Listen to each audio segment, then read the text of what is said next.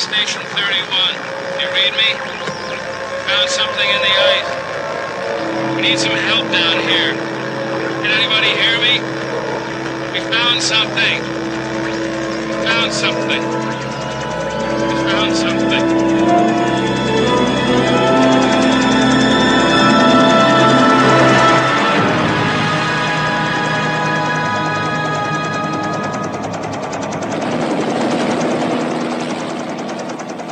12 men have just discovered something. For 100,000 years, it was buried in the snow and ice. Now it has found a place to live. Inside. Where no one can see it, or hear it, or feel it. I know I'm human. Some of you are still human. This thing doesn't want to show itself. It wants to hide inside an imitation. It'll fight if it has to, but it's vulnerable out in the open. If it takes us over, then it has no more enemies. Nobody left to kill it. And then it's won. You guys gonna listen to Gary? He can beat one of those things!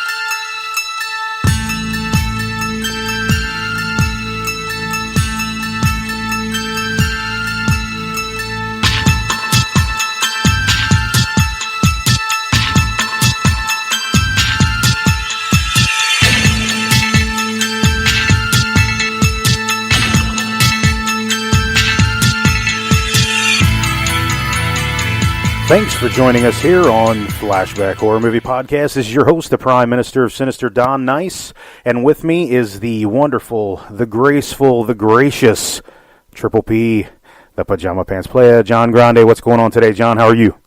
I am doing fabulous, my dude. How you doing? I'm doing all right, brother. Today we're going to harken back to the summer of 1982, and we're going to talk about The Thing a little bit. Obviously, that'll be a little bit later. How's things going there in New York? I know it's kind of thawing out a little bit here in Ohio. What's going on there? Oh yeah, man, it's really thawed out here. I think it's 50 degrees outside today. I know, isn't that nice? Yeah, it's pretty amazing. It's pretty much going to be around that the entire week too. Yeah. And what's crazy about it is it's like the snow is basically gone. Like, it's all melted the past 2-3 days. It's completely cleared out. Well, that's one of the reasons we decided to do The Thing, because of the crazy cold weather that we've been having, isn't it? Yeah, that is. And now all of a sudden it's thawing out a little bit on us, man. Maybe we need to start doing some summer movies, huh? No, I'm just kidding. That's a little bit further away, but I'm pretty excited to talk about The Thing. I don't know. Most people probably know this already, but this is probably, I guess it depends on the day you ask me, it's probably my favorite horror movie of all time. I know it's up there for you too, isn't it? Oh my God, I love this movie. This is one of my favorite, just movies. Even, period, right? Even horror movies. This is one of my all-time favorite movies, period. Me too. I'm excited to talk about it, but before we do that, have you had a chance to I know you've been off, and this is your last week, like you said a little bit earlier, your last hurrah before you got to go back to school. I'm sure you've had a chance to sit down and watch a few things. How about it? I have. I've watched a lot. Not as much horror as I'd hoped for. Right. I've been watching a lot of wrestling, and nice. I've really, ever since I watched Mallrats, I've been watching a lot of Kevin Smith movies. Oh, nice. That was just such a nostalgic trip for me. That's cool. I've gone back and watched all his movies. I bought the original Clerks. Oh, cool. On Blu-ray. And I watched that a few nights ago, and man, that movie, there's something about that movie. It just has some kind of a charm to it. Sure. It's so funny, man. That's one of my favorite comedies for sure. Cool. Now, you said you bought it on Blu-ray. What's the transfer like on that? I know, it was shot, in black and white and so on and so forth. But is it pretty good transfer, or is it worth purchasing a Blu-ray for, or is it just kind of for the extras? Shocked. I thought the Mallrats Blu-ray didn't look very good at all. Oh, but really? The Clerks Blu-ray looked great, in my opinion. Cool. That's really cool. That's good to know because, like I said, I know, when I first saw it, I wouldn't have thought I needed to see it in high def. But yeah, I'm gonna have to check that out. What about the extras? I know there's a ton of extras on that Miramax special edition. What about on the Blu-rays? Pretty much the same stuff. Oh yeah, pretty much all the same stuff. They had I actually watched a lot of them. They had a documentary on the film. Mm-hmm. They had a documentary for Jay and Silent Bob Strike Back. Oh wow! Which I was like, oh wow, what a weird kind of deal. They had MTV spots which were really entertaining. Like it was basically promoting Jay and Silent Bob Strike Back. Oh okay. And like one of them was with Matt Damon. Like they got Matt Damon to do an MTV TV spot. And I was like, this is so awesome. Yeah, like, that's I love cool. This. And I don't know, there was really a lot of good features and interviews and stuff. I even listened to the commentary. Nice. The classic commentary from '94 with the entire cast and stuff. And that's cool. I don't know, man. It's just a really, really cool.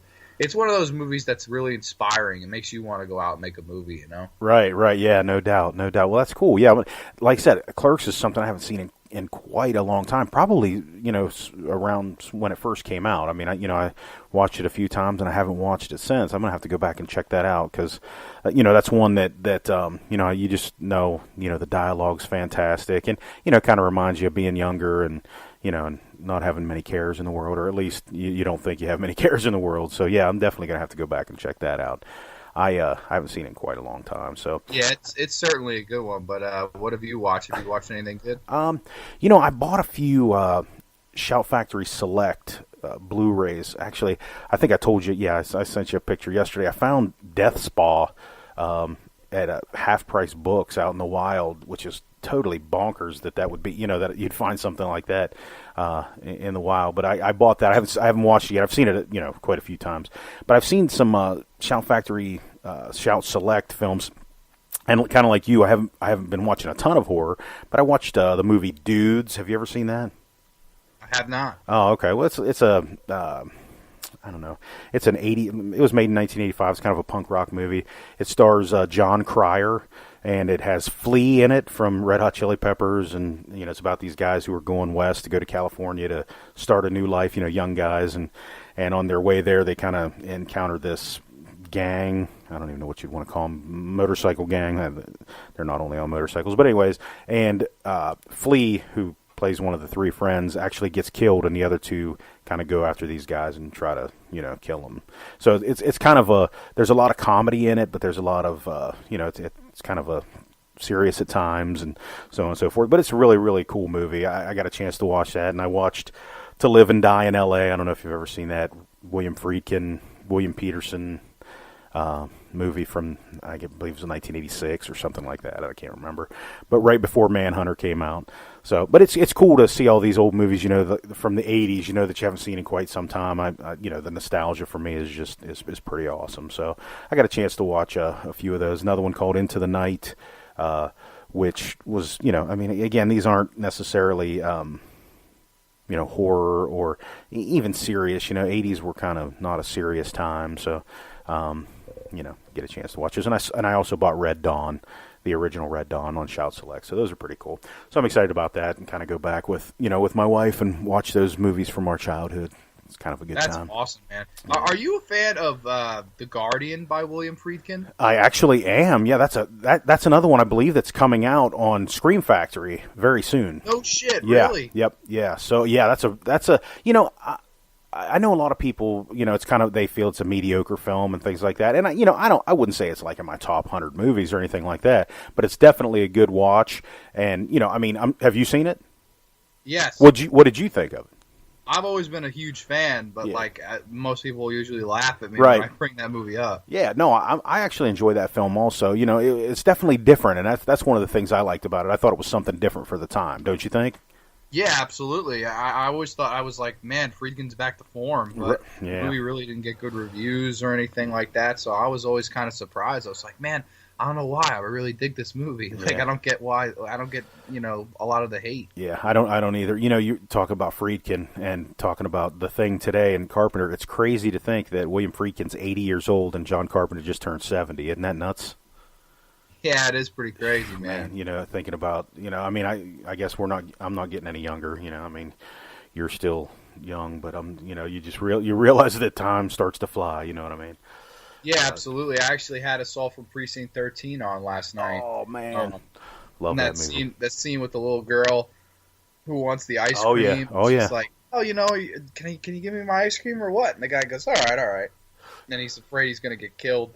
Yeah. That gives her the ice cream and then steps out of the van, and then they have hold him at gunpoint. And she comes back. She's like, "Oh, you only gave me plain vanilla." And then the guy with the gun just shoots the girl right in the chest. I know. We think about that too. At that time, to have a child die in a movie like that is bonkers. To think that, that they did that. It wasn't like an accidental. Like he just literally turned and shot her in the stomach. Like, right. There was I know. no hesitation. Yeah. You know who that girl was, right? That was Kim Richards, one of the housewives of Beverly Hills. Oh shit! So then in the next movie, he used the sister as Lindsay Wallace. Exactly. Isn't that crazy? Oh, I never knew that. Yeah. I never realized that was they were sisters. That's so cool. They were both, Disney kids. They were in a bunch of Disney movies back in the 70s. So yeah, it's pretty weird to see them in there. You know what I mean? In those little small roles. But watching the Housewives movies, you want her to get shot all over again. But anyways. Yeah, those movies are really. I love movies like Assault on Precinct 13. Though. Me too, gritty, man. Yeah, and that's one of the things I think I really enjoy about Carpenter. Well, I guess we'll kind of get into this. Is he harkens back to those old Western movies. You know what I mean? A lot. And that's kind of what that movie was. It was one of those.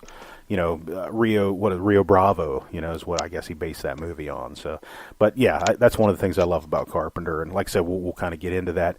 But I think we're going to talks about something that you and I haven't really talked much about, and that's our favorite horror movies from 2017. Is that something you want to get into now, or you want to do it later? Let's just do it now. We can just do it now. But before we do, I'd just like to talk about one more movie. Oh, sure, I watched. absolutely. It is horror exploitation related. Okay. And it is Kevin Smith related, believe it or not. Uh-oh. This movie was produced by Kevin Smith, came out in the either late 90s or early 2000s, and it's called Vulgar. Oh. Is that the one about a clown? Yes, it is. It is. I've never seen that, but I've seen the box. I had never seen it either. I was kind of flipping around on Amazon Prime and listening to a YouTube video, and I heard this guy bring it up, and he was like, "Oh, this is a movie that Kevin Smith produced. I really liked it," and I was like. And he was like, "It's exploitation." I was like, "Really?" I was like, "Shit, man, maybe I'll give this a watch." So I found it, I rented it, and I'll be honest with you, man, I thought it was a really, really good exploitation movie. Really? It's basically about the guy from Clerks, the lead. I think his name is Brian O'Halloran. Okay. Yeah. He plays like this down on his luck clown that, he's going to parties and really not making that much money. He's barely scraping by.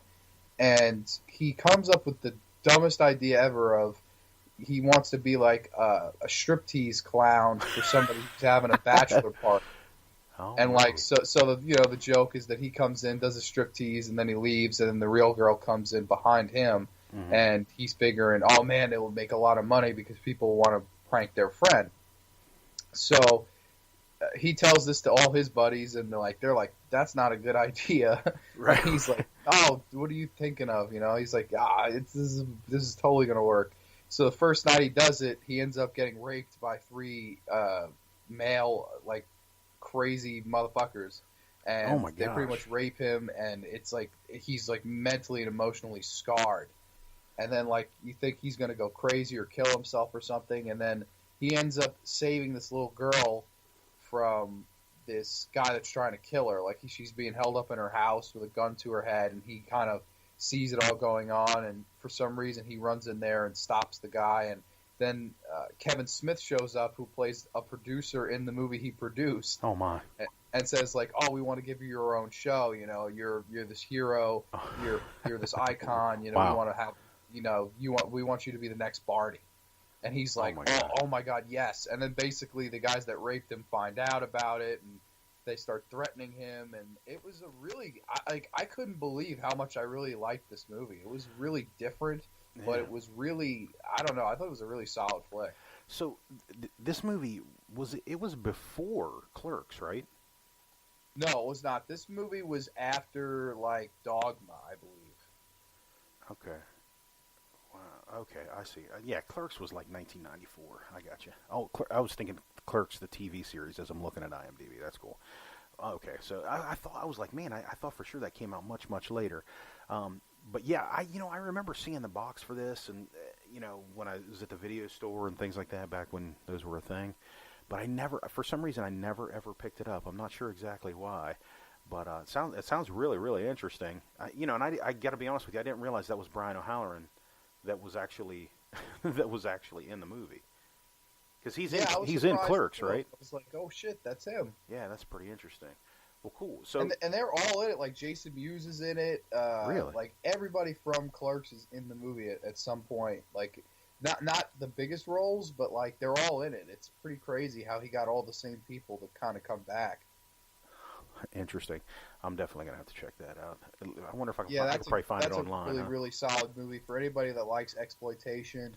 It's a lot different. It's not like your classic rape revenge story. It's kind of more about being down on your luck and fighting back from that after you have been raped. He doesn't just become a vigilante. He actually just becomes like a talk show, a kid's talk show host. So it's pretty cool. So would you consider it a drama? Dude, like I don't know what it would classify under. Okay. Like it's literally like there are parts that are funny in it, there are parts that are scary in it, there are parts that are like dramatic about it.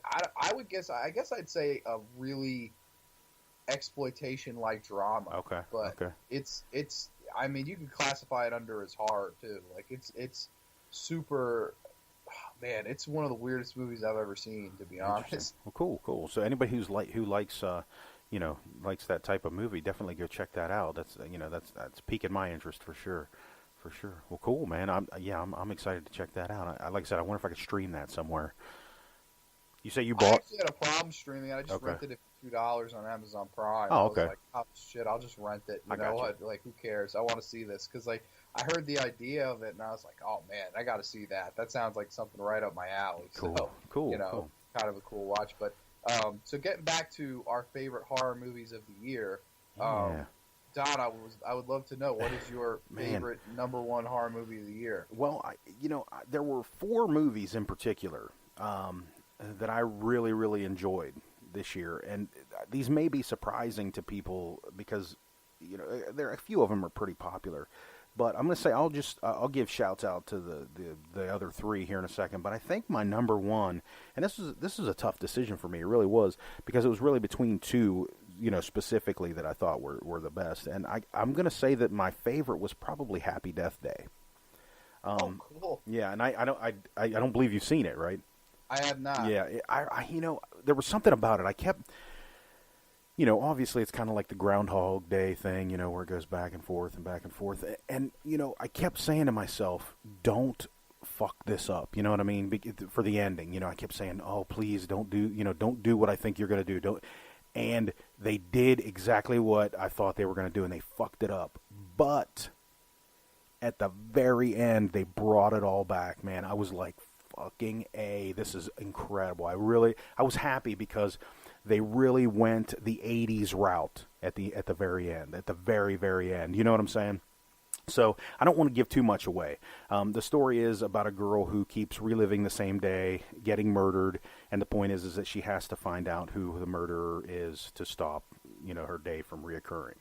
So I don't really want to get too much more into it than that. But this movie, like I said, if you're an 80s slasher fan, it absolutely does what you want it to do at the end of this movie, at the very end of this movie. Like I said, the movie was so good to me during the movie that I kept saying to myself, like I said, don't mess this up. Please don't mess this up with some crazy, 2000s bullshit.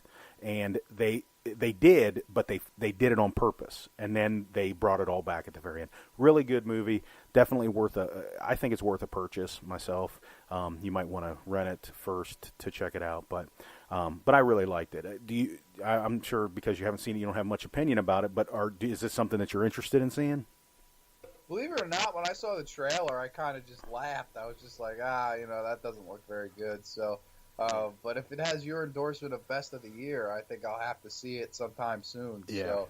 So, it's one I won't lie. I wasn't. I saw the trailer and I just kind of was like, all right, it doesn't look the greatest to me. But Yeah. I mean, I've heard actually a lot of good about that movie. Yeah. Like, I have not heard much bad at all. Yeah. So I'm really intrigued to give it a watch because I usually trailers I know within Sure. after I see a trailer that like how I probably if I want to see it or not. But I'm definitely going to give this one a watch. Yeah, you definitely got to give it a shot, man. For me, give it a shot and then tell me what you think. If if you don't like it, you don't like it. But I really do. I think you'll feel like I did at the end and be like, yeah, that was fucking, that was the way it should have ended. So, but anyways, what about you? What was your favorite? My favorite of the year ended up being probably the first horror movie I saw this year, and I saw it back all the way in January. And we've talked about this one a couple times, and it's Raw. Oh yeah, I remember. Yeah, French cannibal horror film about the girl that kind of goes away to veterinarian school and has troubles fitting in, and she kind of decides that she's going to become a cannibal. And I don't know, there was everything about this movie I thought was really good. The artistic style. It had a really good score for a horror movie, especially nowadays, because you don't really think of scores and stuff like that. But if you even look up, you don't even have to watch the movie. If you look up, like, on YouTube, the Raw theme from 2017, this movie, it is such creepy, haunting music, man. I really like it. It's almost like Carpenter music, which is just a little bit of up tempo. It's a little bit quicker. Sure. Really, really good stuff, and I love the characters. I love the atmosphere. It just gives off a really unsettling vibe. Yeah. The whole way through, and I really, really dug this movie. I thought everything about it was, like when I turned it off, I was like, that's why I love horror. Like, just the weird kind of non-mainstream movie that just goes for it. And I love stuff like that because it actually had a budget, it had talent behind it. And I thought, man, it was really impressive. Like, I was really probably like, I was like, oh man, we've got a great year of horror ahead, But I honestly don't think anything I saw after that topped it. Yeah, I remember you telling me about that, and I believe that's streaming now on either Netflix or Amazon Prime. I'm not sure. It is on Netflix. I thought so, and so I'm gonna have to check that out. And after you told me about it, because I really don't remember hearing a whole lot about it, like advertising or anything like that. But everything that I've heard about it since was actually complimentary. I guess it really, movies like that, it depends on what you're going in expecting or hoping for, at least. Maybe, you know what I mean? And I think maybe if the people who have a bad opinion about it may have been going in expecting something maybe a little bit more zombie-ish or action, or something like that, and it just wasn't that type of movie. I mean, according to what I've heard, would you say that's true? Well, the thing that I actually ended up, being a little bit surprised with was that a lot of the marketing campaigns that I saw were saying that people in France that saw the film were getting so repulsed and reviled by the movie that they would literally hand out barf bags when you came into the theater. That's old school. And I was like, oh my god, that is so like 1950s, right. William Castle-esque kind of marketing. I was like, that is so brilliant. Yeah. So when I came into the theater, I was like, oh man, they're not giving out barf bags. But like, they really built it as it was going to be the most gross, vile, disgusting movie ever. Right. And like, honestly, it's not even close to being that. Yeah. And I feel terrible for the people that went in expecting that. Right. Because I know how they feel. Like, I know they went in thinking like, oh man, this is going to be like, something like Bad Taste or Dead Alive or something like that. Or even the Evil Dead remake. Right. Like really hardcore gore and shit like that. But it's not a movie like that. It's really more about talking about the horrors of fitting in and the horrors of finding yourself. Right. I just really liked it. Maybe because I'm at college right now, so I kind of go every day and I know the routine and stuff. But I don't know, man. I don't know. The movie spoke volumes to me.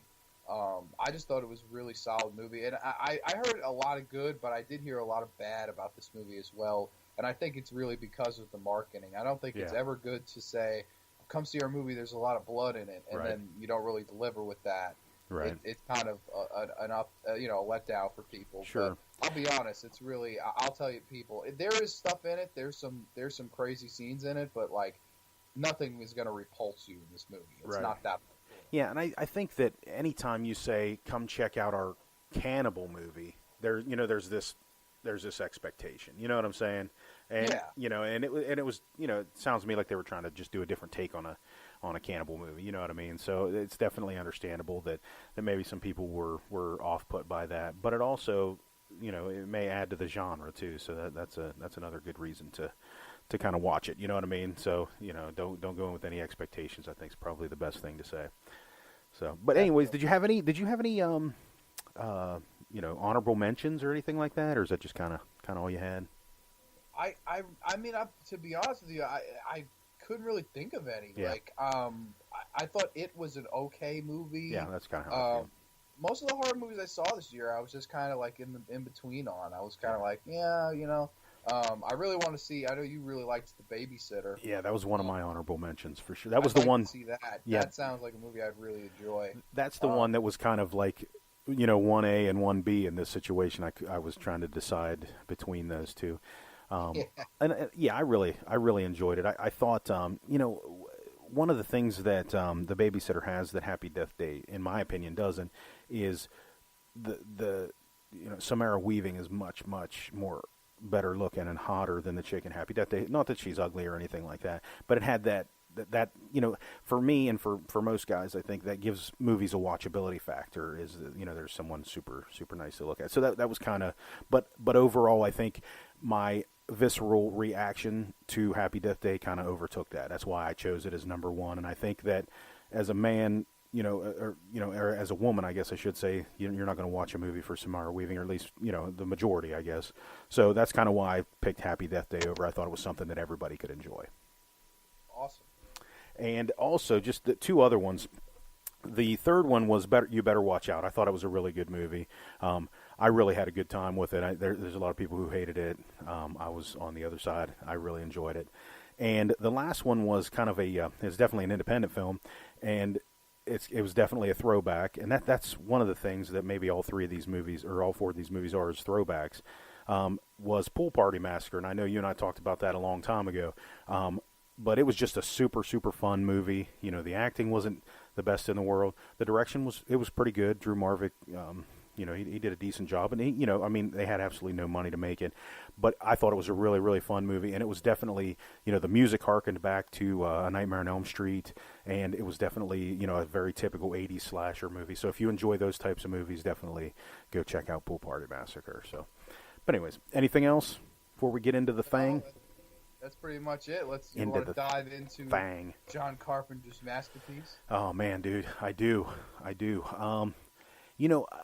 Talking a little bit about this movie and thinking, as I'm watching it, thinking about this episode that we're doing, I didn't see this movie, obviously, at the theater in 1982. This isn't something. I don't think much people did. Yeah, I know, right? Well, what did they said that the budget was like $15 million and it made almost $14 million in its run, which, you think that's not a total flop, you know what I mean? But this movie, the critics panned it, and even the fans, the slasher, or not slasher, but the science fiction fans didn't really like this movie either. And, there are a lot of reasons, and we'll kind of get into that. But I think I saw this much later for some reason. I don't know if I was trying to think back. I don't believe it was one that I do have to be honest with you. For most of my horror movie loving career, I haven't been until recently, and until say the last 15 or 20 years, been much of a science fiction fan. And maybe that's why I didn't see it for such a long time. I was such a slasher fan when I was younger that I just chose not to watch this for such a long time. What about you? When did you see this? Were you young? That's a good question, actually. I probably was like, I think I was probably in high school or even middle school when I saw this movie, because this was going like back to when I wanted to watch all of Carpenter's films. Right. I had rewatched the original Halloween probably, and I was like, oh man, I'd like to watch all his movies and make that definitive list of, all right, this is my favorite, this is my least favorite, this is somewhere in between. So I had to kind of watch all these movies. And I think what I usually do is I just go right down the line chronologically by year. Okay. So I watch stuff like Dark Star. I was always kind of like, what the hell, Right, Dark right. Star. But Assault Precinct 13, which I was like, oh my god, like why does no one talk about this? Right. And then I think after I saw it, they were remaking it very soon after that. And I was like, wow, what a weird. Like I was like, what a strange thing. And then obviously I worked my way down the line, but when I got here, I was completely. I could not believe how much I loved this movie because I really liked Escape from New York, which is the one I watched before this. And I was like, oh man, Escape from New York, that's one of the best movies I've ever seen. And then I turned this on and I was like, oh, what is this? Is this going to be some cheesy sci-fi flick? Right. And then by the end of it, I was like, holy shit, man! Like that's one of the best movies I've ever seen in my life. Yeah. So and honestly, like I know a lot of people will probably give me shit for this, but like I don't care. I think this is Carpenter's best film. I'm with you. I really do because I think like I understand Halloween, like the love for Halloween, and like I really like They Live a lot. Like I think They Live is one of his best movies too, which people will always kind of just laugh. But like I love that movie as well. But this movie. There's something about it, man. Mm-hmm. It's just so... it's just amazing. Like, there's so much shit we can talk about with this movie. It's just so... Like, I love that setting. I've always loved that setting. Oh, yeah. The kind of tundra, that Arctic cold, and, that opening shot, and the music. Yeah. Dun, dun, dun. I don't know if you could play that, if you have that, but, like, that has got to be the most awesome, like, kind of score / theme ever, man. Yeah. It's just so like bone chilling, man. Yeah, I totally agree. And it's one of the, I think it was the first movie where Carpenter didn't totally do the music all by himself, and it was Ennio Morricone. And he talks a little bit about that, but I think that I watched a lot of the extras. I just talked about that a little bit. And he, Morricone did very little with this movie. The movie wasn't made yet. I don't know. So I just see it more John Carpenter. I think of Carpenter. This is definitely a Carpenter sounding theme, don't you think? Oh, definitely. Yeah. Let me see if I can't play a little bit of it real quick for. Make it Super Bowl sized ad. Of course, a nice ad here for your Super Bowl guys. party. Tostitos.com. I'll cut it out. All right, here we go. Just so memorable and iconic. I love that opening shot of the husky wolf running and the Norwegians trying to shoot it. Just always thought that was like kind of a legendary opening to a movie. Like that's how you open a movie for sure. Right, no doubt. Yeah, the theme. Don't you think that this theme is more? You would think more Carpenter than you would think Morricone. Hold on, your microphone's really low. I can't even hear you. I said, sorry, I just went ahead and shut it off. I think that when you hear that, you definitely think Carpenter more than you would ever think Morricone. Don't you agree? Oh, absolutely. Yeah. I didn't even know until you just said that. I always thought this was just straight up Carpenter theme. Yeah, no, yeah. Again, you would. And I had watched all the extras on the Blu-ray. I never would have guessed it either. But of course, it's not a surprise that Morricone did the music to this. What did he do, like 525 movies or something like that? Yeah. So, but yeah, this movie for me, it's the ultimate. One of the things I think that resonates with me with horror movies, or most horror movies, some horror movies, is the fact that you in most of them you can't get away.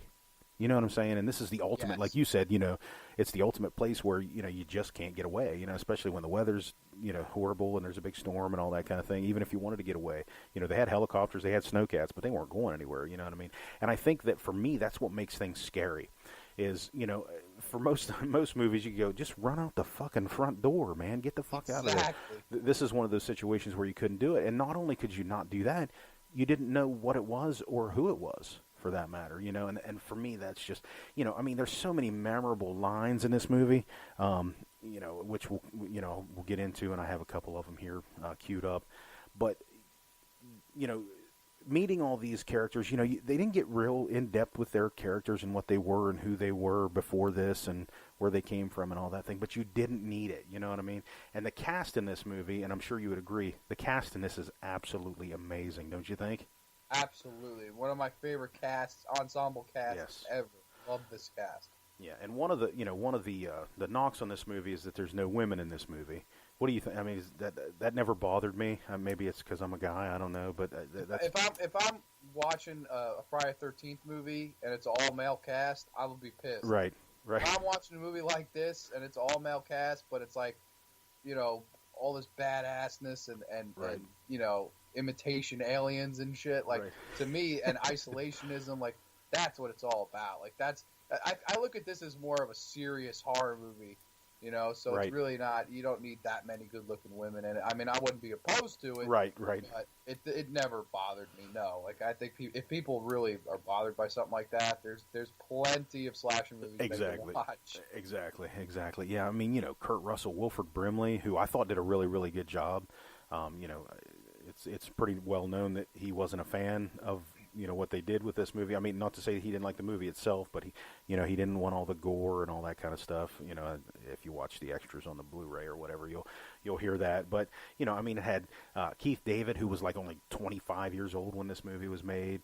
Richard Dysart, Charles Hallahan, Peter Maloney, Richard Major. I don't know how you say his name, but I mean, these were people that if you saw them, you would know them from other movies. You know what I mean? So it's not like they got a bunch. Now there were some people in this movie that you probably wouldn't have known. For instance, Joe Polis, I believe is how you say his name. He played Fuchs in the movie. Thomas Waits, who was Windows. So there are some people in this movie that you wouldn't know, but there are some really, really great character actors in this movie. T.K. Carter, for instance, he was the cook, and he was on the roller skates and listening to Superstition by what's his name? Oh my gosh, Stevie Wonder. Thank you. Holy shit, I just drew a blank there. But Keith David was in They Live. He was in There's Something About Mary. So there's definitely some recognizable faces. But I totally think that this cast is probably one of the best casts in a horror movie ever, especially as large as it is. Don't you think? Yeah, and what's great about them is it's like they all look like real people. Right. Like none of them have like a distinct he's a movie star or like none of them. They all just look like normal regular people.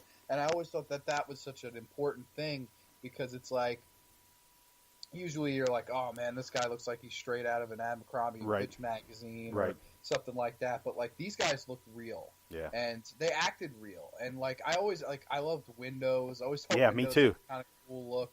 Yeah. Palmer, love Palmer. McCready and his beard. I mean, you can go on and on about the cool characters in this movie. Yeah, let me tell you something too. I just remembered from watching the extras. One of the things I thought was really, really interesting about this movie is that this movie was going to be made regardless. They didn't know or they didn't care that the original movie that this is based on, The Thing from Another World, was John Carpenter's favorite movie. And they, you know what I mean? They didn't say, hey, John Carpenter, come and do your favorite movie remake. They didn't do that. This movie was actually going to be made long before that.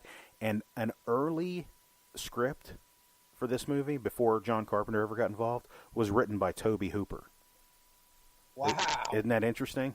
I thought that was really, really insane. Cool. Yeah, I would love to read that. No shit. There's an interview on the Blu-ray by Shout Factory or Scream Factory. I know I keep giving them plugs, and I'm not really a huge fan of those people. I would never order anything directly from them ever again. But anyways, there's a interview between John Carpenter and Mick Garris, who anybody knows horror knows that he did a ton of Stephen King adaptations and things like that. And the Masters of Horror. Right. TV show was started by Mick Garris. Right. They do an interview, and they've been friends for a long time. As a matter of fact, Mick Garris was a guest on the set for quite a few days because he was friends with John Carpenter. But they have an interview, and it's really, really cool to see the dynamic between them in the interview. Sometimes it's kind of when you see these interviews, it's kind of weird and not very authentic. But these two guys are actually friends, and they talk about some really cool stuff. But they talked about how, before John ever came on, Tobe Hooper did a draft of the script. Now, I guess he actually took the whole shape-shifting thing out of the story, so I don't know if it's something we would have wanted to see, but maybe something we definitely want to check out, read-wise, just to check it out. But yeah, anyway, so that's really cool on there. They talked about that. They talked about how, Rob Bottin, who actually did all of the special effects, who obviously is a fucking genius, in my opinion, just for this movie. I don't care whatever the fuck else he did. You know what I mean? I mean, he did The Howling and things like that, which are great movies, don't get me wrong. But this movie right here makes him a legend in my book, don't you think? Absolutely. Yeah. So the special effects in this movie, if anybody who hasn't seen this movie, first of all, get on the fucking ball and watch this movie. But the special effects in this movie are top notch. It's 1982, keep in mind. So, it's very early pioneering, with this type of thing. And up to this point, we've seen a lot of, claymation or, like body horror from Tom Savini, because of his experience with Vietnam and things like that. But this was like, this shit was imaginative. You know what I'm saying? I mean, he came up with this shit out of his head. You know what I'm saying? So and I think that's really what made Carpenter decide to use him. Now, one of the things that's amazing about Rob Bottin was when this movie started, he was 22 years old. Wow. Yeah, so to think that these effects were done by someone that young is absolutely amazing. And, what he spent like 7 days a week for like a year doing special effects on this movie, and it sent him to the hospital for exhaustion and shit. So, not necessarily the way you want to go about it, but, he was still young in his career. So, anyways, so the special effects in this movie are absolutely amazing. Would you rank this in top 5 special effects of all time? I would either say it's my number 1 movie for special effects or my number 2 movie for special effects, right next to Day of the Dead. I really like the effects in Day of the Dead as well. Yeah, I think that's Savini's masterpiece for effects. Absolutely.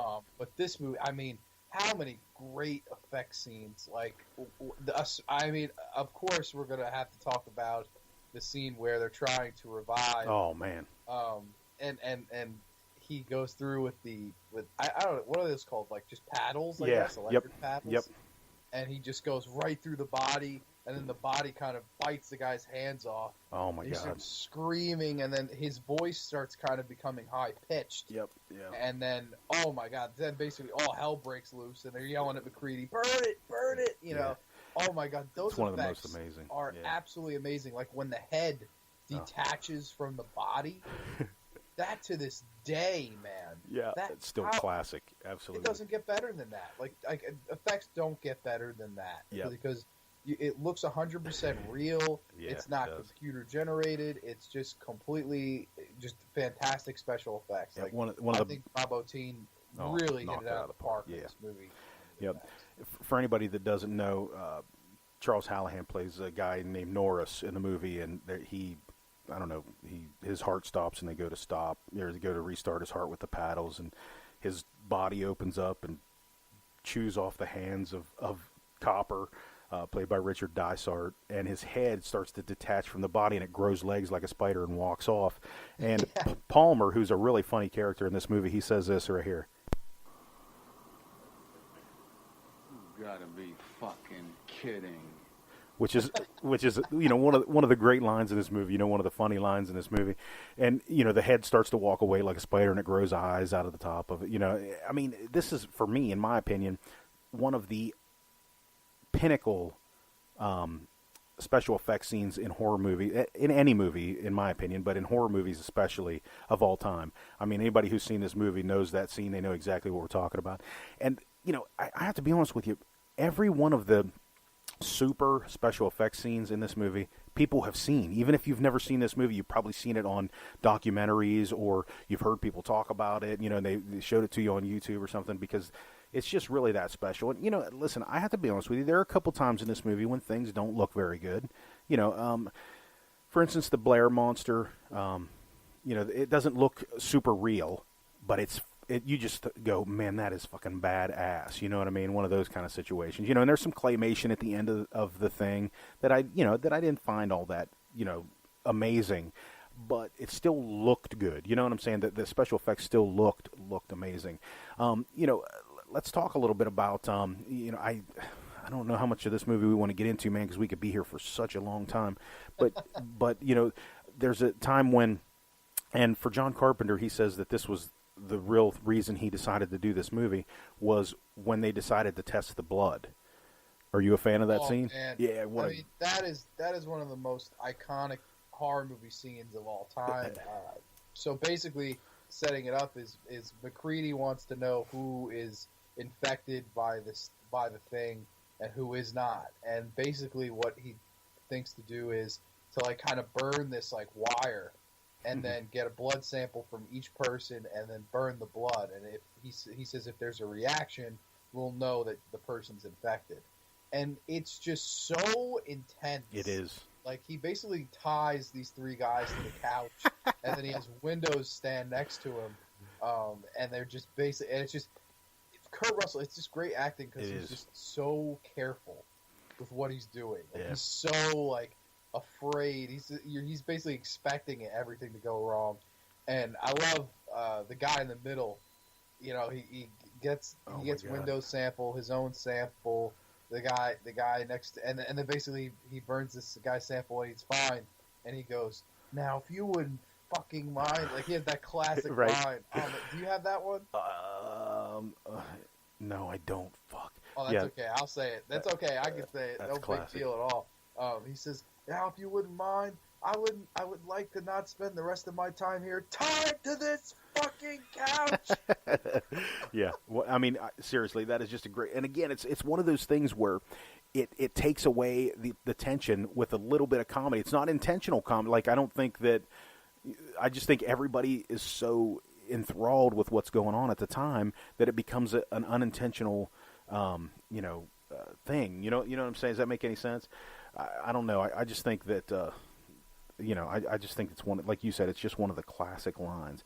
And I'm going to, I don't want to take any more time. But yeah, and the guy who plays, his name's Donald Moffat. That's who it is. He plays Gary. Gary is he's kind of like the head, right? I mean, he's kind of like the big chief, in this place. And he kind of gets wrapped up in the whole thing too. You know what I mean? At one point, McCready just becomes the boss and everybody else just fucking listens. You know what I mean? It's really, really, an amazing thing, and at one time, he's sitting on this couch, like you said, in the middle between Childs, David Keith, or Keith David. Man, I always do that. It's Keith David, right? Yes, I've heard it said both ways. Yeah, well, actually, there's an actor named David Keith too, so it kind of throws me off. But he's sitting between him and Palmer, played by David Clennon, and you come to find out that David Clennon, because he just starts to shake, and the whole couch starts to shake, and they're all tied to the couch, you know what I mean? And he just starts to shake, and he gets up, and the whole couch kind of moves with him, and they expect the character of Windows to just fry him with this flamethrower, and he, for some reason, he just can't pull the trigger, and the thing, which is inside Palmer at this point, just eats his head. It just picks him up by the head, and his body starts to flop around, and McCready can't get his flamethrower to work, and I mean, it's just so. Just tense. Like you said, it's just so tense is what's going on. And again, like you said, it's just one of the really, really good, well done, cinematic masterpiece scenes ever in a horror movie. It kind of reminds me of The Shining. You consider that a cinematic masterpiece, even though it's horror. You can't say that about all horror. But this scene kind of, makes you think that this is Carpenter's kind of, his peak of being a cinematic genius. You know what I mean? In general, I mean, obviously horror fans think he's a genius, but I think that most people going back and watching this would find that very, very tense and very cinematic. You know what I mean? Don't you think? Yeah, and what's great about it is it's like what Carpenter does is so smart because he builds the tension and then he really lets all hell break loose. Mm-hmm. Like a lot of directors now will do tension, false scare. Right. Tension, another false scare. Enough to the point where they're trying to make you let your guard down. Right. To go like, okay, it's going to be another one. Oh, shit, actually now something's going to happen. Right, What Carpenter does with this movie is when he's ready to scare your ass, he does. And he does not hold back at all. And it's like, that's what I love about this movie. It really is no holds barred. It really does not hold back on anything. I mean, the violence is there. The gore is definitely there. And, like, the whole theme of this movie I always thought was just brilliant. Like, I love it. It's really the old Lovecraftian fear of the unknown kind of a horror story here. And that's why I absolutely love it because, basically what the thing is it's this imitation. It can take over somebody and be a perfect imitation. Right. And I always loved Keith David saying, how would you know? It was a perfect imitation of me. How would you know the fucking difference? Right. And I remember saying that watching the movie. I was like, that's got to be the most nerve-wracking thing in the world, because if this thing can perfectly imitate somebody, then anybody can be infected. Right. Then anybody can be the thing. And I always thought, wow, what a smart idea for a movie, because there's nobody you can trust. Not even MacReady. You Right. can't even trust MacReady. You don't even know. That's And right. at a point in this movie, they realize that they can't even trust MacReady. He comes in and threatens to blow up the entire base Right. if they shoot him, if they kill him. And he's like, I'll fucking take us all down. And they say, oh, you'll eventually fall asleep. And I think he says, I'm a real light sleeper, Charles. There's so many great moments in this movie, because you really don't know who you can and can't trust. Yeah. And that's what great horror movies do. They Absolutely. They don't let you kind of identify with the people that you want to believe and trust in. Like, be like, okay, I'm with these people, or I'm with you don't know in this movie. It can be Right. anybody, it can be anything. Yep, And like literally. that's horror at its finest. It's when you don't know what's coming next, and you're so scared to turn around the corner and find out what's next. Right. It's the perfect balance of tension, and it's the perfect balance of the unknown that really make this movie, I think, the masterpiece that it is. Yep. You throw in all the gore, great acting, great score. I mean, this movie just it absolutely it's like a perfect ice cream sundae. All right. It's like every fucking flavor of ice cream, every perfect condiment, whatever your idea of a perfect sundae is. This movie really is that. I love this movie to death. I agree. One of the things this is what a great movie does, is it makes you question everything. Like, for instance, I always think, do the people who are infected before the thing really just kind of takes over their body or whatever, you know what I'm saying? Do they know that they're the thing? Because MacReady, how many times during this movie does he say, I know I'm not the thing? You know what I mean? How do you know? You know what I mean? So do other people, do they know that they're the thing? I don't know. I just find it so enthralling. And like I said, I think that's what makes a good movie. You know what I mean? That you can talk about it, so much after, and you really you never know the answer. You know what I mean? And I this is what starts battles on boards and on Facebook. You know what I mean? Of course they know they're the thing. Well, how do you know that they know, that kind of thing? I don't know. It's and the kind of immature-ish kind of elementary school fights. And shit. Right. And that's one of the things about this movie, is that like you said, you don't know who the bad guy is, and just when you thought you had it figured out, he did it on purpose and made it somebody else. It seemed like, don't you think? What I mean? Each time, I love that about it. I love when they decide to separate Blair, played by Wilford Brimley, because they think he's more than likely the thing. You know what I mean? And at points they have to go out and check on him. They think he's kind of crazy, because he's decided to destroy all their equipment to try to get a hold of somebody, because he realizes he's kind of the scientist in this whole thing, and he realizes that if the thing escapes the Antarctic and gets out into the real world, what's it, like 27,000 hours before everyone in the world's infected or something like that. So they have to separate him, because he's decided to shoot at people and kill out all their equipment and all that. So they decide that, and you think, oh well, man, he must be the thing, and so on and so forth.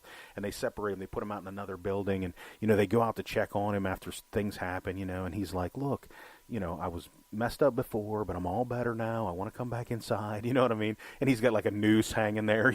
You know what I mean? So it's those are just things that just make this movie more than other science fiction movies of the time. Now, I talked a little bit about how I wasn't necessarily a science fiction fan, whether it be horror or not, at the when I was younger, when I was into the slasher thing. But two of my favorite 5 movies of all time now are Aliens and this movie. And I know that I guess we haven't talked much about when this movie came out back in 1982. What, it came out the same day as Blade Runner did, and came out 2 weeks after E.T. came out. And people feel like that's probably part of the reason. Have you heard that story? That's probably part of the reason that this movie didn't do so well, is because E.T. came out first, and everybody wanted a nice little alien that everybody loved, and this kind of had a bad ending. I'm sure you've heard all that, right?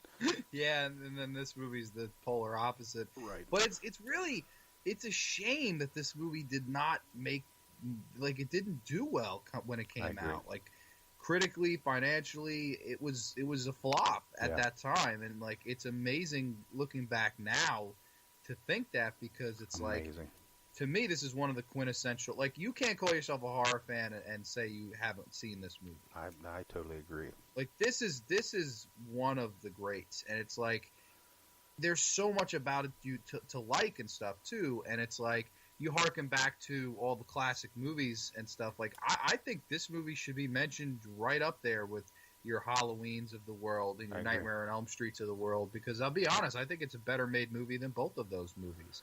I just think Carpenter has a distinct way of making this movie feel as claustrophobic as it does, and it really hits home with me.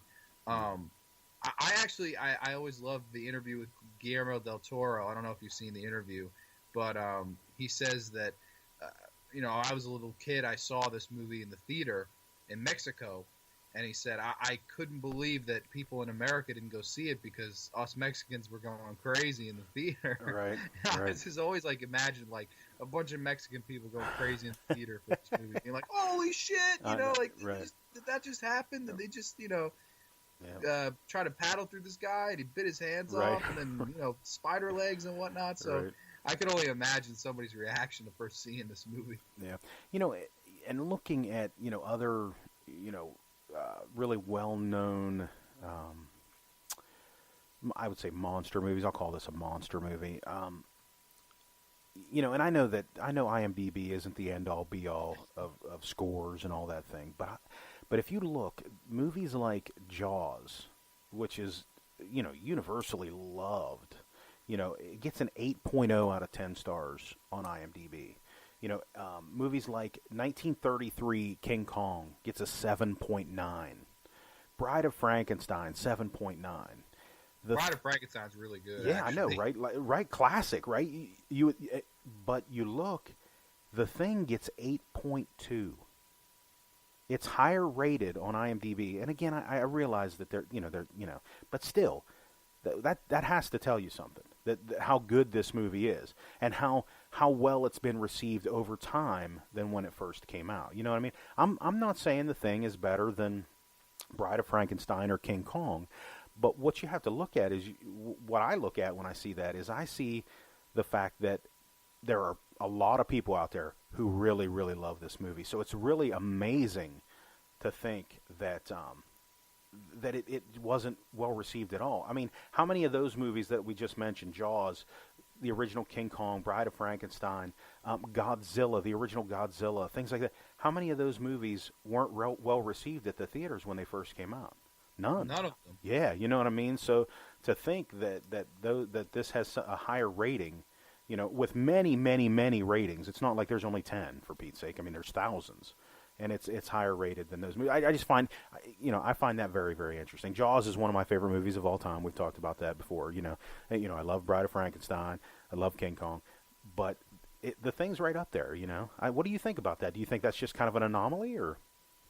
No, I mean that's a testament to how great horror fans really are. I mean. True. The movie came out, it wasn't really seen by anybody, it really didn't make that much noise, and then years later on video and years later on DVD, even me, I didn't see the movie, I saw it on DVD, I rented it from a Blockbuster, I think. Right. Just discovering this movie and going like, where is the buzz about this? I mean, this is a great movie. Yeah. So I just think it's like one of those things that horror fans really tend to realize when the cream's going to rise to the top. Sure. And it's like one of those things that we realize that this was a flop when it came out. Let me give it a watch. Let me give it a try. Yeah. And then when they do, they'll try to word of mouth spread it to other people, and hopefully it follows in suit. So it's like, I don't know. I just think this is one of these movies that kind of word of mouth, home video, word of mouth. And I mean, of course, John Carpenter's name being behind it. Sure. Probably never heard it. I mean, sure. Because I remember when I was a kid that I saw Halloween and I said, "Who is this man? Let me see. Like, what else has he got?" Right. And from there I found Big Trouble in Little China, Escape from New York, The Thing, They Live, Prince of Darkness, like all these great Assault on Precinct 13, like so many good little movies, and Christine, and like, I could go on all day about movies I love from him, because they were all different in their own way. They were all creepy in their own way. And I just thought, like, what a maestro of horror this guy is. And I think that it is a shame that it didn't make money when it came out, but it's proof now that, this really is a cult movie. Right. But it's one of the best cult movies I've ever seen, because it has money, it has a cast, it has effects, it has everything. Yep. So it really is a testament to how loyal horror fans are, and saying, like, we're going to watch this again. We don't care that it made no buzz, right.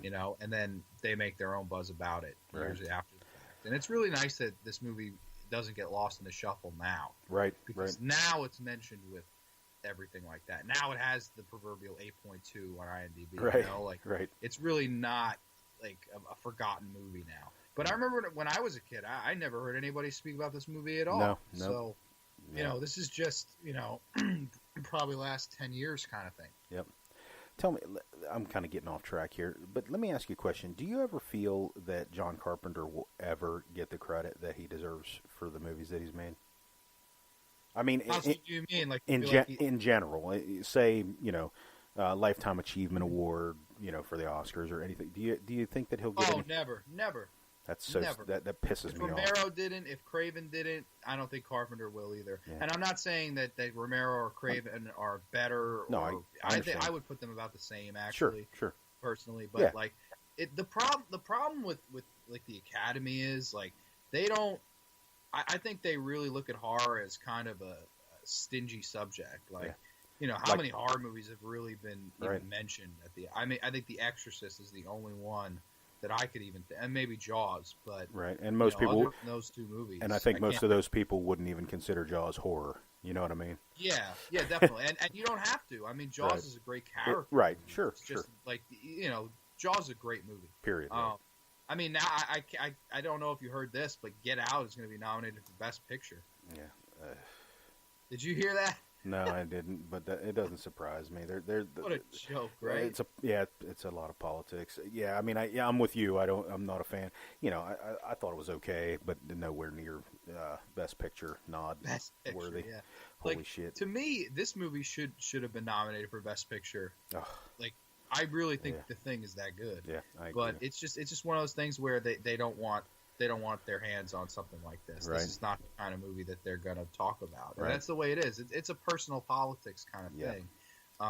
But what I think Carpenter deserves his day in the sun at the Oscars. Like, I swear to God, like, if they're giving Jackie Chan like honorable Oscars, and I love Jackie Chan, don't get me wrong, sure. I'm not shitting on Jackie Chan, sure. But like, there's so many good horror filmmakers that will never get their day in the sun at the Oscars. Yep. I think Romero deserved it. I think Craven deserved it. Absolutely. And I think Carpenter deserves it. I think all three of those guys were great filmmakers, not just horror filmmakers, but great filmmakers. Right. And it's a shame to see that they really won't. I doubt they'll ever get the recognition from the general public. But that's what makes us horror fans great. It's like, we know and love and appreciate their hard work. Right. We understand it. Just because others, don't see it as art because, oh, well, that's horror. There's gore in it. There's problems and stuff. It's like, not like, it's just it's an abstract painting is what it is. Right. And if you get it, you see the beauty and you relish in it. Right. But there are a lot of people that can't see that beauty because they can't get past their own ignorant facts and say that, oh, well, it's there's too much blood in this movie or whatever. Exactly. If you can't get past that, I just think you're kind of an ignorant person. I agree. I totally agree. So, what do you think about the ending of this movie? This is kind of the biggest. I think the biggest thing for people is the way that this movie ended, especially when it came out. I think people nowadays are more likely to accept an ending like this. I have to be honest with you. When I saw this movie, I never ever thought anything about the ending. Like, I never thought that's weird or I don't like that because it's a downer. What do you think?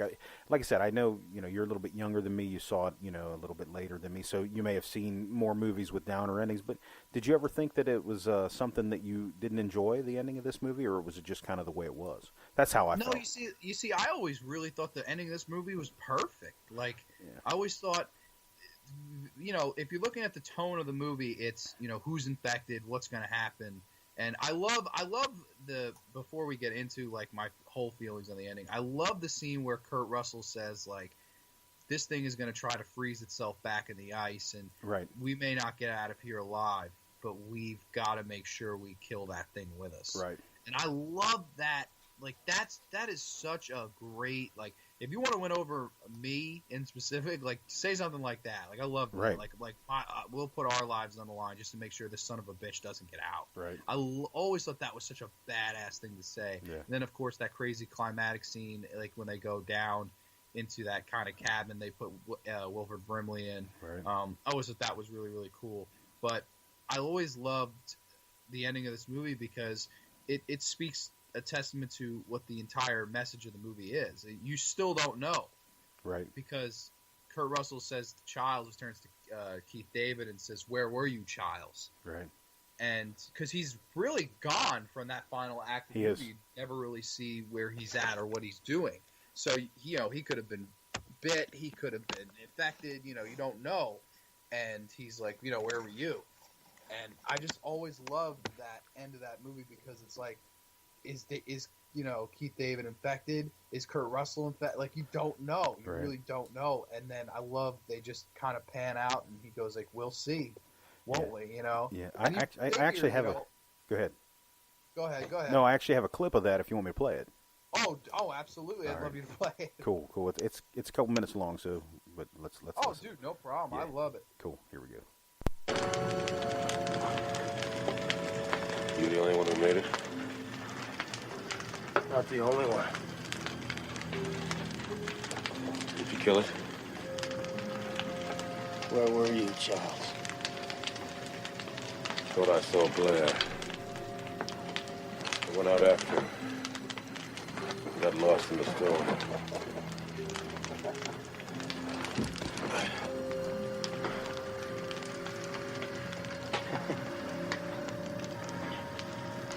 Fire's got the temperature up all over the camp. Won't last long, though. Neither will we. How will we make it? Maybe we should.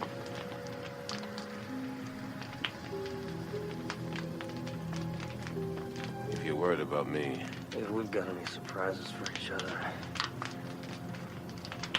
I don't think we're in much shape to do anything about it.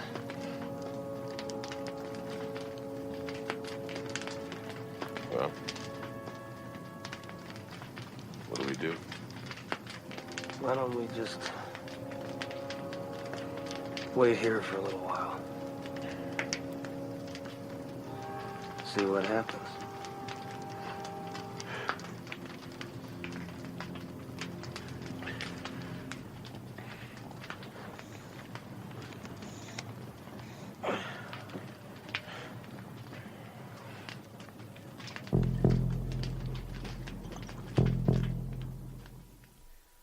So anybody who hasn't seen this movie, there's the ending. So maybe we should give a little bit of a spoiler warning. But you know what? It's not the kind of ending that that you can't know about and still enjoy. You know what I mean?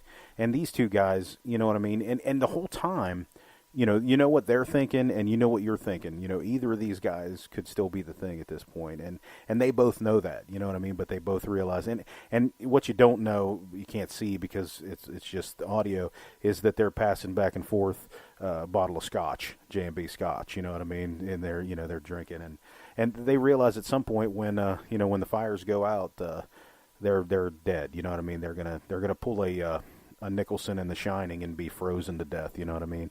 And that's exactly what they want, you know what I mean? They don't want this thing, like you said earlier, they don't want this thing to get out and infect the world. But I think, a lot of people at the time, because of E.T. and things like that, and you would have to agree, seeing as many 80s movies as you have seen, that the 80s were all about happy endings.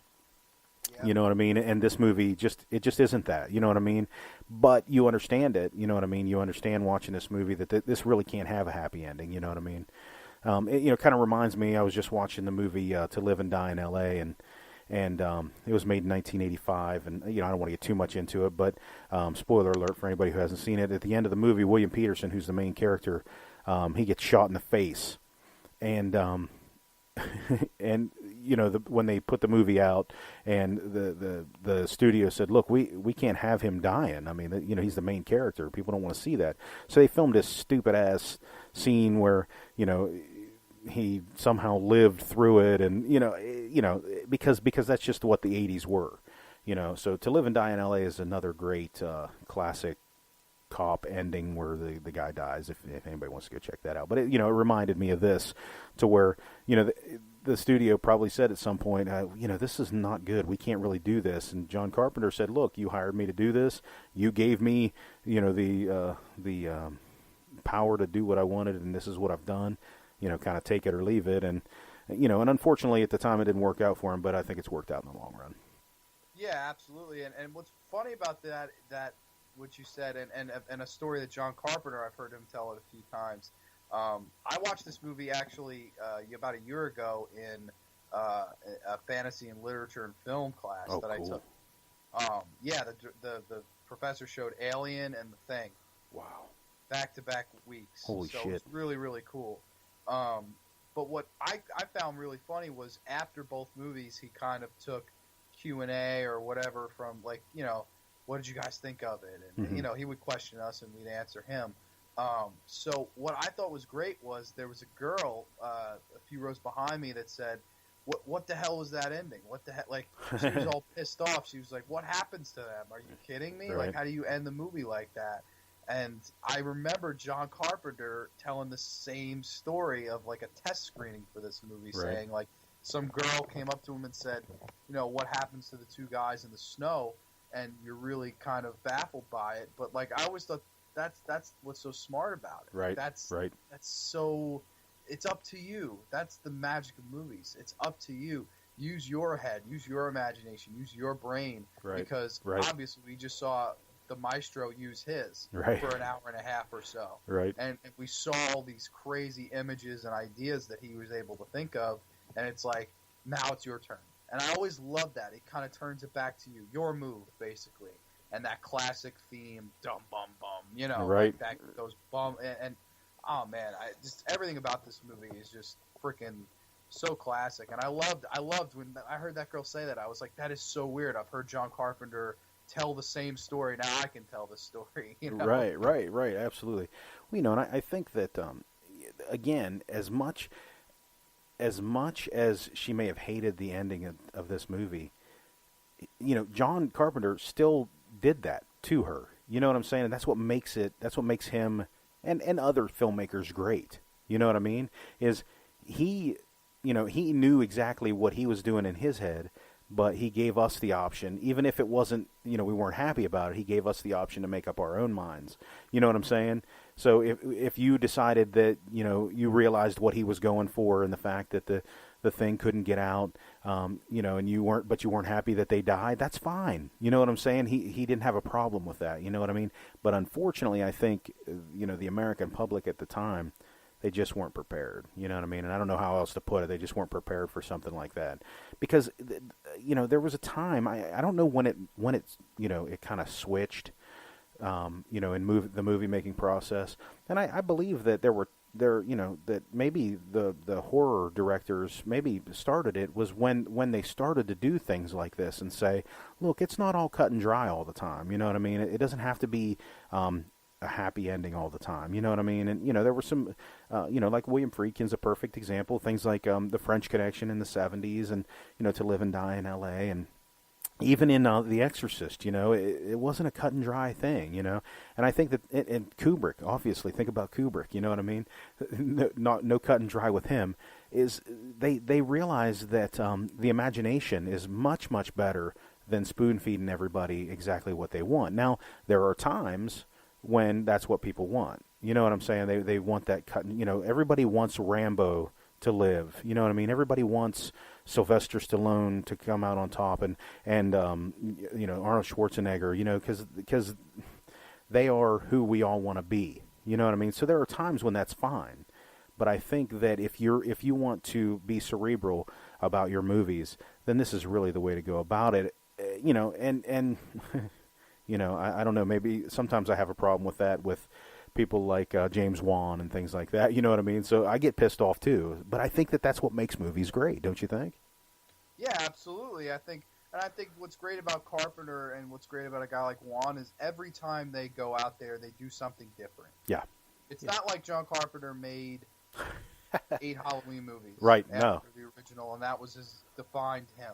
It's Right. not like James Wan made 8 Saw movies. He produced them. Right, sure. but and so did Carpenter. Exactly. But, you know, they didn't they realized that, like, we have to expand. We can't just settle for this. And, like, I think this is honestly John Carpenter's the best story he ever told.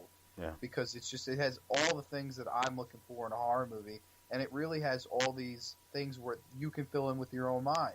You know, what is it? What happened to the Norwegians? Right, They unfortunately made a movie of what happens to them. I believe that was the whole reboot of the thing. Yes. Am I right? Yes, absolutely. I didn't see it, so I don't know, but I've heard that was the premise. I refuse. That's one movie I just refuse to watch. Yeah. I don't think you can improve upon this movie. No. So I'm going to stay away from it till the end of time. Right. Wow. I'm really I That's heard a that long was coming time. out, and I was like, no, thank you. Right. Like, they're completely not interested. Yeah.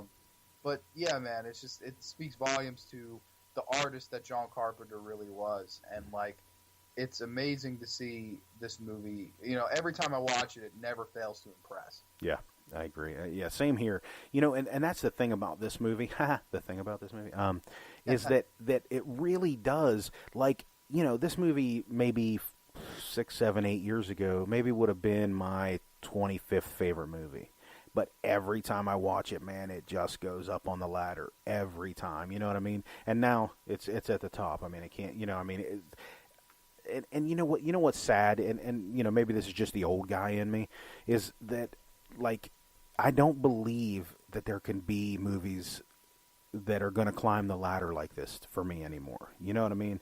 And, you know, like I said, maybe it's the cynic in me and the old curmudgeon in me coming out a little bit, but I just don't believe that there's going to be movies like that. And maybe it's just because it's not possible in my mind, you know what I mean? Because I've seen it all, you know what I mean? But that, you know, that's kind of a sad thing. But I don't, right now, there's not a movie that I can think of, or that I've seen, you know, in the last 25 years that could, you know, that even reaches maybe even top 10, you know, of all time. So, you know, that's just my opinion. I don't, you know, and no offense to anybody who thinks that, you know, James Wan's movies are the best movies of all time. I mean, you know, you're obviously entitled to your opinion, but for me, you know, you can't get any higher than number one, and that's kind of where this movie is now after so many years of seeing it so many times. And you know, and like I said, every viewing it just got higher and higher on my list, and to where now, you know, between Jaws, Alien, and this, you know, they kind of all won A, B, and C. You know what I mean? It's one of those kind of situations, but.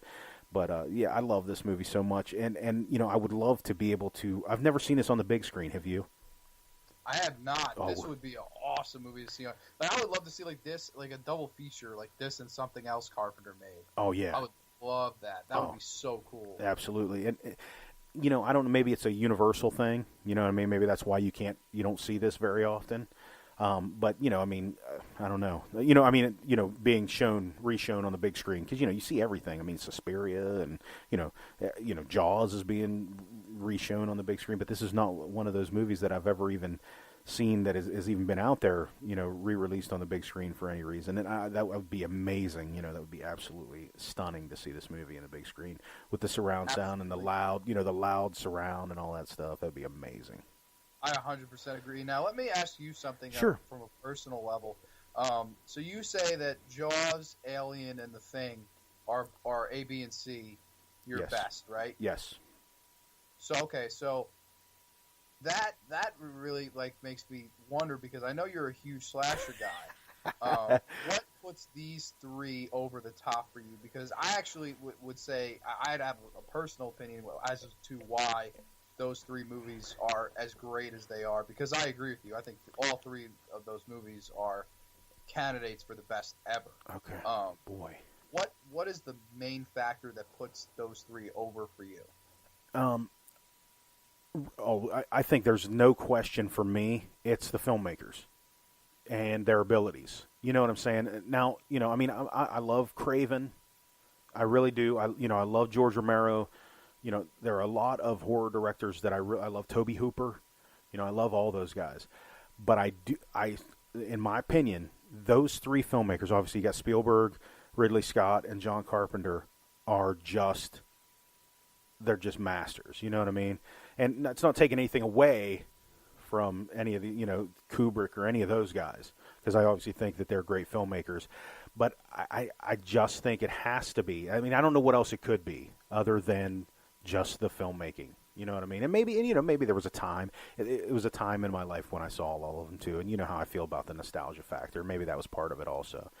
But what do you think it might be? I mean, I don't know. I'm open for suggestions. I really think especially with the thing in Alien, it really is the point of communication. I've always felt like both of those movies are kind of a subtext on our failure as people to communicate with one another. Very interesting. Because with Alien, I always loved the tagline, in space, nobody can hear you scream. Absolutely. And like I know it has nothing to do with the idea that I have, but like I always felt like these people really can't hear each other. They're not hearing each other out. Good point. They don't listen. Like there's that classic scene in Alien where the alien corners that girl and I forget the character's name, the black character. I can't think of the guy's name. He's Yaphet Kotto? Yes. And he's saying, move. Like he's telling her to get out of the way. Mm-hmm. And she just stands there and basically lets herself get killed. And I remember as soon as I saw that scene, I was like, that's what this movie's all about. It's the failure to work together to make it out of this situation. Wow. And these people couldn't work together because they couldn't listen to each other. Right. They were all too stubborn. And this movie, I think, is the same way. I think a lot of it is the same way because I think this movie everyone is so afraid of what's going on that they all walk on eggshells, and instead of working together like this big team, they're afraid that, oh my God, this guy might not be on the team. This guy might be a traitor. Right. This guy might be playing for the other team, and it worries people, and it gets people thinking, and it's like crazy like that, and it's like. That's why I think this movie really works because it's the fear of the unknown and it's the fear of not being able to communicate as one perfect cohesive unit. You don't know who's with you. You don't know who's against you. And I always thought that both those movies really hammer that point home. Actually, all three of them. Jaws is the same exact way. Yeah, I was going to say Jaws too. Yeah. It's funny. I've never thought of that, and I, looking at each of the movies, that's exactly the same shit. Jaws may have had a little bit different dynamic. It's kind of the old versus the new versus the unexperienced. You know what I mean? One of those kind of things. But it was still the same thing. They couldn't hear each other over their own opinions of who the others were. You know what I mean? And I find that very, very interesting. Like I said, I never thought about that aspect of these three movies in particular, and they just happen to be, one A, B, and C for me. So yeah, that definitely brings up a whole new aspect of the film. You know what I mean? And I think that if you look at the cast, it's funny because think about all three of these casts. I mean, amazing casts, right? You know what I mean? Yeah. So maybe that's why it was. Easier for them to pull off this whole, what you're talking about, is that these people actually knew what and I'm not dogging on any cast of any other horror movie or anything like that. I mean, you think about Jaws is really a cast of 3, you know what I mean? And Alien is a cast of maybe 7. 1, 2, 3, 4, 5. Yeah, 7 people. And then the Thing is a cast of 12, I mean, how hard would it be to pull off with 12 people, you know what I mean? But yeah, man, I totally agree with you. And like I said, that's not something I've ever thought about before. That's pretty amazing.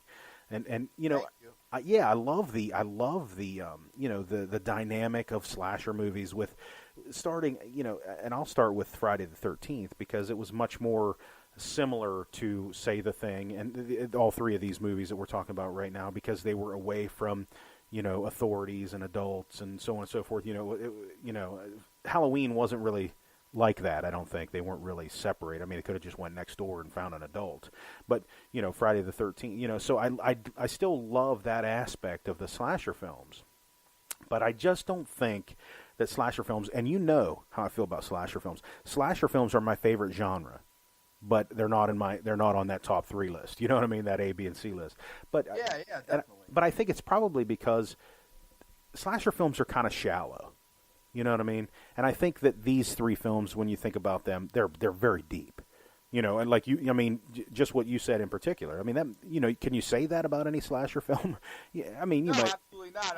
I'm not questioning as to why. I just think I think it's really cool that you herald these 3 as opposed to like pranks and what I mean? Right, like, sure. We all love slasher movies, but like we all know at the end of the day they're not really the #1 best. Right. You know what I mean? Right. They're just really fun movies to watch and turn our brain off to. Where a movie like this, my brain's working. I'm thinking. I'm enjoying. I'm scared. I'm filled with tension. Right. That's what I think the best horror movies really do. Yep. It goes back to movies like The Shining too. You know, it's a whole different realm. You know what I mean? That's another movie that makes you think. You know, I mean, there's been documentaries made on why it was the way it was. You know, and things like that. So yeah, that's pretty interesting. And, like you said, it really, I think it really boils down to the people making the film and what they were intending, you know what I mean? And those 4 films, if we include The Shining, were made by very, when it boils down to it, cerebral filmmakers. Wouldn't you agree? Yeah, absolutely. Yeah. I mean, Spielberg and Kubrick, both Oscar winners. Right. Carpenter is probably one of the great Oscar snubs of all time. Sure. Yep. You know, and Ridley Mr. Scott, yeah. I think, is another great director. Yeah. So I totally agree that all 4 movies that like talking about this are 4 of the best. Yeah.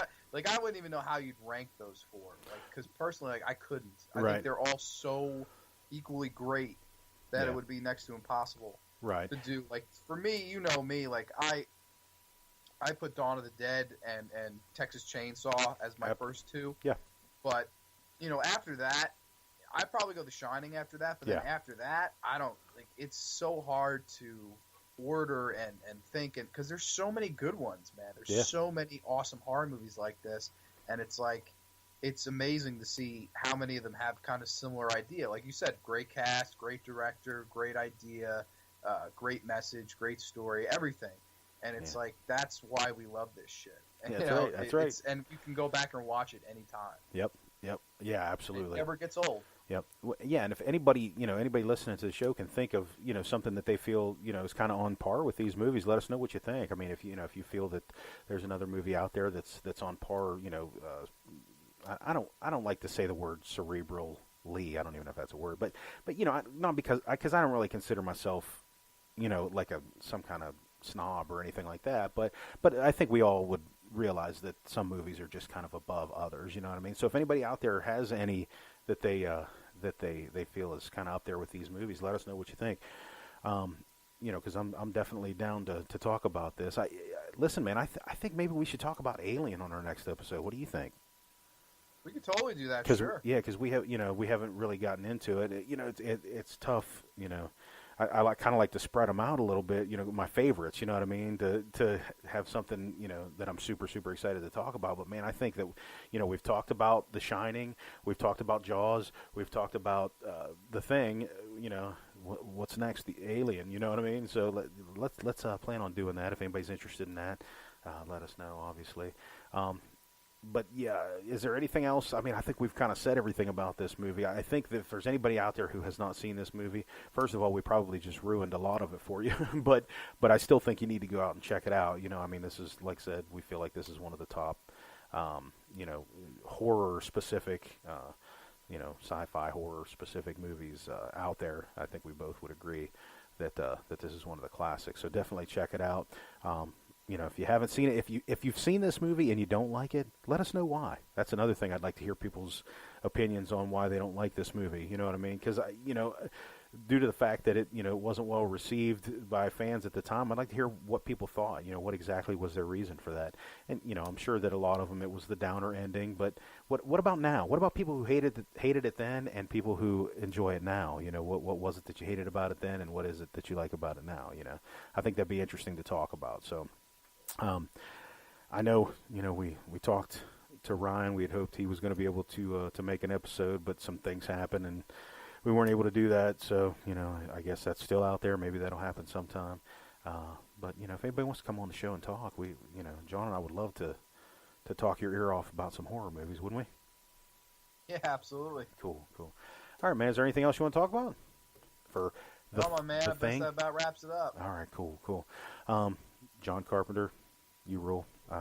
But hey, you definitely need to go pick up that Scream Factory Blu-ray, man. There's hours and hours of shit on there. I haven't even scratched the surface of all the stuff I could have watched. So if you're into this movie, definitely check it out. So, but anyways, I'm trying to think if there's anything else I wanted to talk about. Obviously, you can reach us at Flashback Horror Movie Podcast at gmail.com. Check us out on Facebook, Instagram, Twitter, all that good stuff.